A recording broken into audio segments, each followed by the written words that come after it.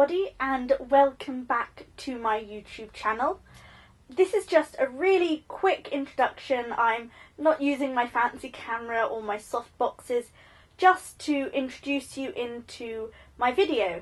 Today I'm going to be talking about the process of applying to graduate medicine at the University of Warwick specifically, where I'm just going to also talk about their work experience questionnaire and their interview in a little bit more detail than I might do if I was covering applying to medicine generally. So I hope you enjoy this video and let's get straight to it. So what was the process of applying to graduate entry medicine at Warwick? So it was quite a long journey, and as with any medicine degree, the process of applying from starting UKCAT up until you get your offer and your place is confirmed takes many months. It feels like it's a little bit of an uphill struggle at times, but it is worth it in the end. So the first thing that I had to do as part of my application was to take the UKCAT. So I started preparing for the UKCAT in July 2016, and that meant that I actually got really good marks when I took the UKCAT in September. I've already done a video about the UKCAT with tips on how to prepare with personal experiences and some tips and tricks and things like that. So I will leave the link to the video at the top. Just click the little I and it should come up. So after I had taken the UKCAT and definitely decided that I wanted to apply to Warwick, it was time to start the process of UCAS, which included things like the personal statement and the reference. And I've already spoken quite a bit about this in another video of mine. So again, you can just click on the video here and that will lead you to the video where I talk about the general process of applying to medicine through UCAS and things like that. So I applied in October 2016. The deadline is pretty much the same every year, but it really helps to be prepared and have everything done earlier so that it's all ready before the deadline.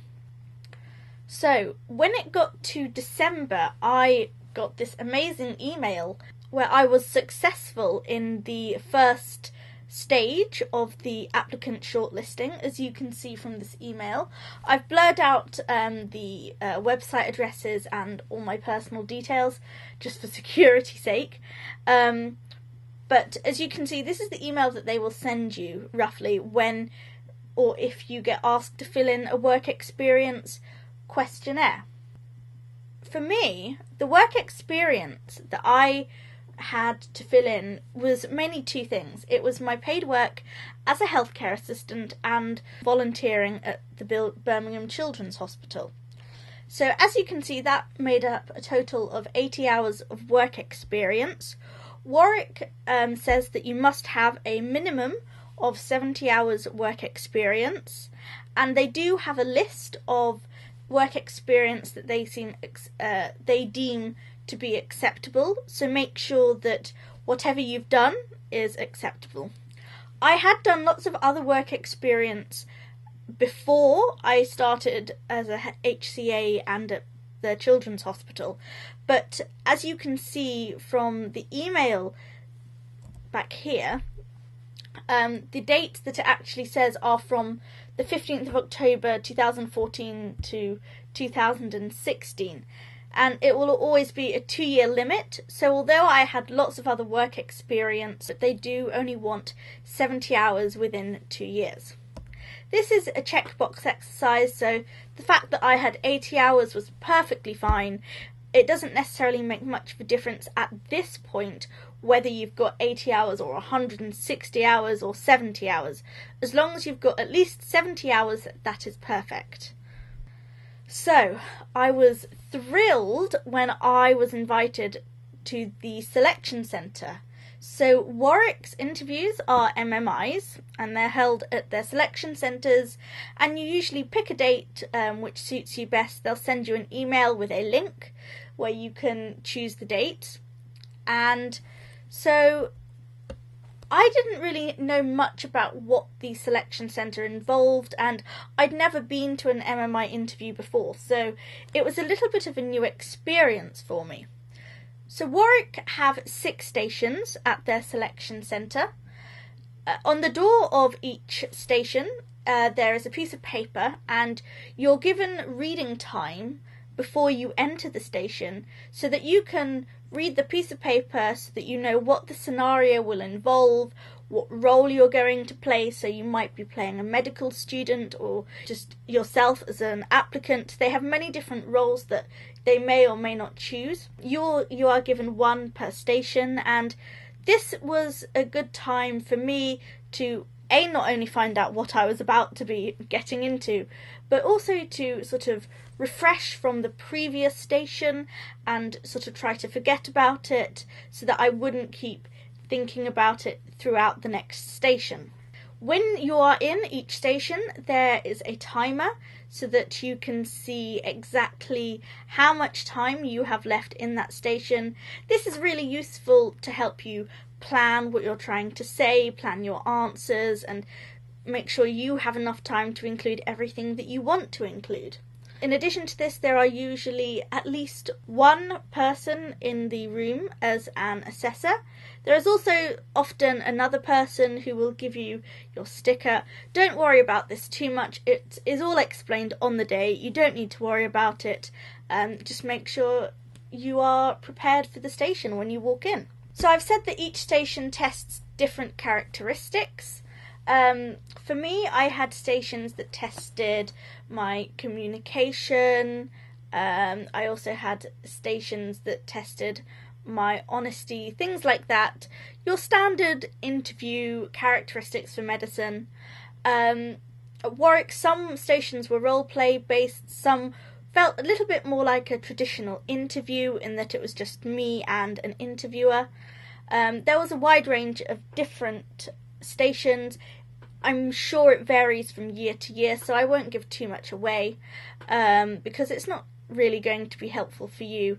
You need to be prepared for any possible outcome. However, Warwick does have a list of characteristics that they look at during the selection centre, and this can be found on their website. Personally, I spent probably 2 weeks preparing for about 2 to 4 hours a day for the MMI interview. This was over the Christmas holidays, so I also had coursework from uni to do and just generally resting over Christmas, so that's why I didn't really do too much. But in the week before my interview, I'd revise or prepare for the interview about 6 hours a day. This obviously wasn't 6 hours every day, and it was done in little chunks. Obviously, I want to do a video on this in the future, but I thought I'd give you a brief idea of how I prepared for my Warwick interview. I really enjoyed the interviews and the selection centre as a whole. It was a really great experience to meet other prospective medical students, and I actually quite enjoyed the stations themselves, so you should definitely try to enjoy it as well. So, after I had done my interview, it was a waiting game, but in February, just over a month after the selection centre, I got my offer to study at Warwick. So, the offer requirements were that I needed to achieve a 2-1 in my degree, and I also had to fill in all the compulsory paperwork, so things like occupational health forms and all of that sort of stuff. It was all down to me now to try to make sure that I got the grades. So, March, April, May time was my revision time, and then I took the exams in May. The one thing that I couldn't stop thinking about was, will I get the grades? Will I get the 2-1 that I need to study medicine? It was the one thing in my way, and I was so close to reaching the top of the hill. I could see medicine in my sight. It was so close but so far because I still had these 3 exams in my way. But luckily I got my 2-1 and my place at the University of Warwick was confirmed. So that was absolutely amazing. I could finally relax and have a nice, calm, relaxing summer before medicine starts. I hope you've enjoyed this video where I've talked about the specific process of applying to graduate entry medicine at the University of Warwick. If you have any questions, I will do my hardest to answer them in the comments down below. And so yeah, please like this video if you've enjoyed it, subscribe to my channel, all the usual stuff, and thank you for watching. I will see you next time. Bye!